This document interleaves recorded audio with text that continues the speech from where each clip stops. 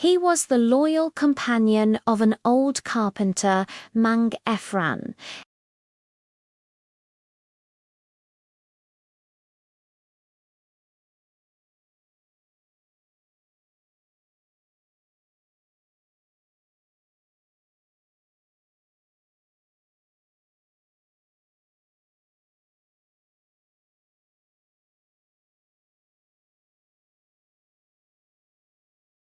One stormy evening, as Mang Ephran was closing his gate, he suddenly collapsed. An ambulance rushed to the scene, its sirens cutting through the rain. But it was too late.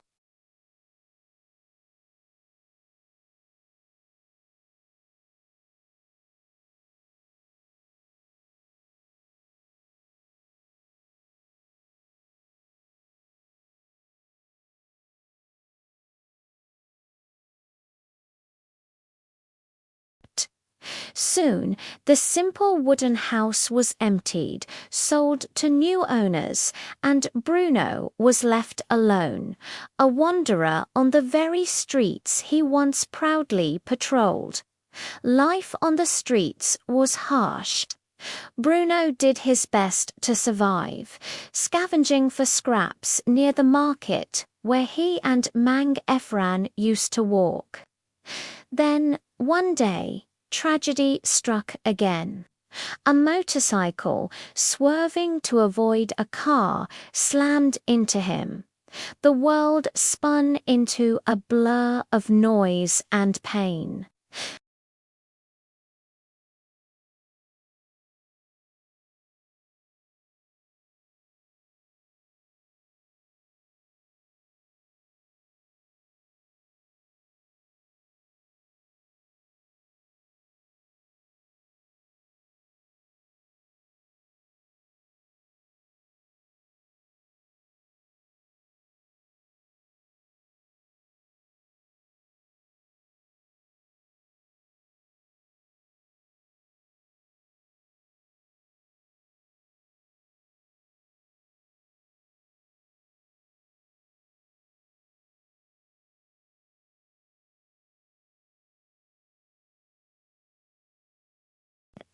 He would watch from his corner as other dogs barked, played, and chased balls. He was a spectator to a life he could no longer live. Days bled into weeks. Families would come to the clinic, their faces bright with the hope of finding a new friend. They would coo at the playful puppies and admire the strong, healthy dogs. But no one ever looked twice at the broken dog with sad, defeated eyes. So Bruno stopped trying. He stopped trying to move, and worst of all, he stopped hoping.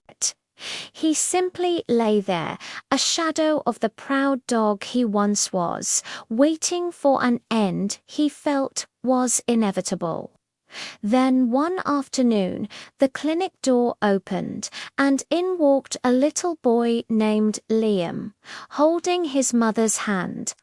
He was only 8 years old, and his eyes scanned the room wide with excitement. But when his gaze landed on Bruno, his cheerful expression softened into one of deep concern. He tugged on his mother's sleeve. "Mum," he whispered, "why is that dog all alone over there?" The vet overheard and answered gently, "That's Bruno. He's a very special dog. He lost his front legs in an accident."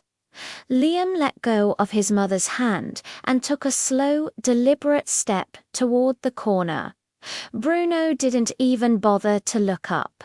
He was used to being ignored, to being invisible. But then he felt something he hadn't felt in a very long time. Two small, gentle arms wrapped around his body in a soft embrace. "It's okay," Liam whispered into his fur, his voice full of a sincerity that only a child can possess. "You're not broken. You're just hurt." For the first time in months, a flicker of something stirred within Bruno. He lifted his head, his tired, sad eyes meeting Liam's, which were filled with nothing but warmth and pure, unconditional acceptance. In that moment, a silent promise was made.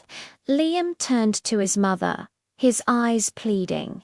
"Can we take him home, please? I want to help him." His mother knelt beside her son, her heart touched by his profound empathy. "Are you sure, Anok? Taking care of him won't be easy."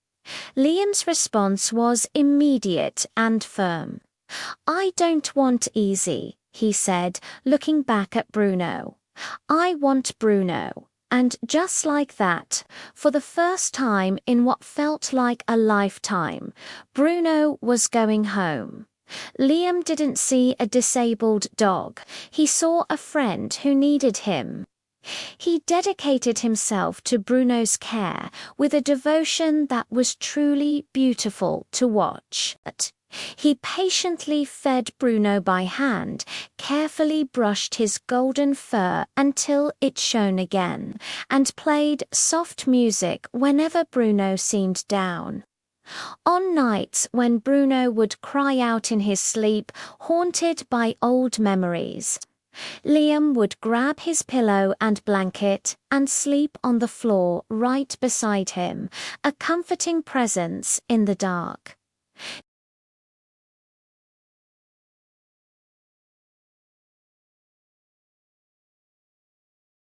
Then, one evening, Liam was watching videos online when he stumbled upon something that made his eyes light up. It was a video of a dog, much like Bruno, running and playing joyfully, supported by a small wheelchair. "Mum, look," he shouted, rushing to show her. "Bruno can do this. I know he can." An idea was born, and with it, a new sense of hope. Getting the wheelchair wasn't easy. It took weeks of Liam saving his allowance, doing extra chores around the house without being asked, and even selling some of his old, beloved toys. Finally, the day came. A custom-made dog wheelchair arrived. With gentle hands and bated breath, Liam and his mum carefully strapped it to Bruno's body.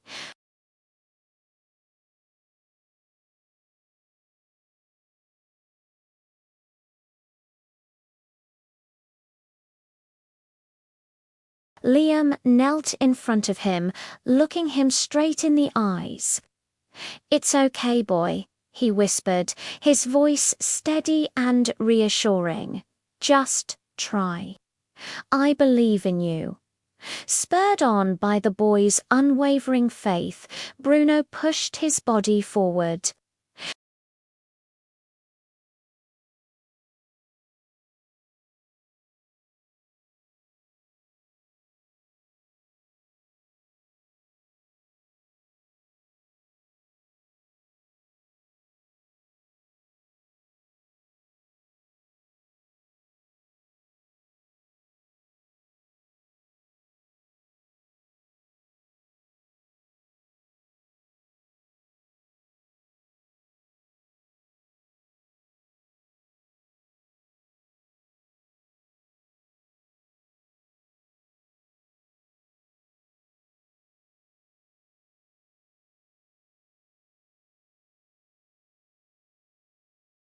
Liam cheered, his laughter mixing with tears of pure happiness.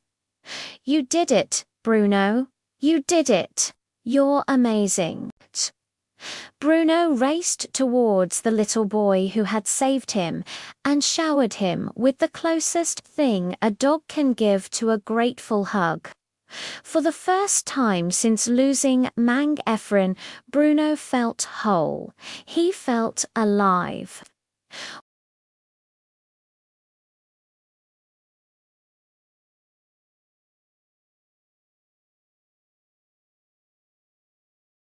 Schools invited Liam and Bruno to give talks about kindness, resilience, and looking past differences.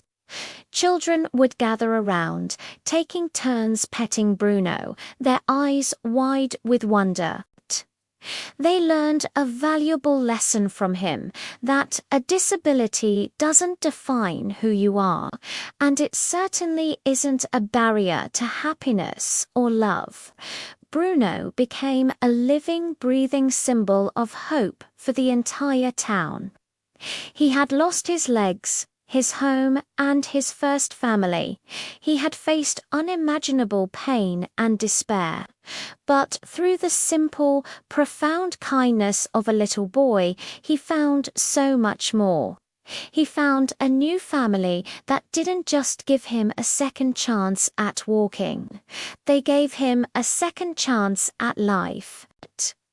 Bruno's story is a powerful reminder that no matter how broken or hopeless we may feel, there is always someone out there who can see our true worth. It shows us that compassion has the power to heal wounds that medicine can't touch, and that sometimes the smallest act of kindness can change a world forever, for both humans and animals alike. Everyone deserves a second chance, and love in its purest form can transform the deepest pain into the greatest strength. Thank you so much for watching Bruno's incredible journey. If his story touched your heart, please give this video a like and consider subscribing for more inspiring stories. We'll see you next time.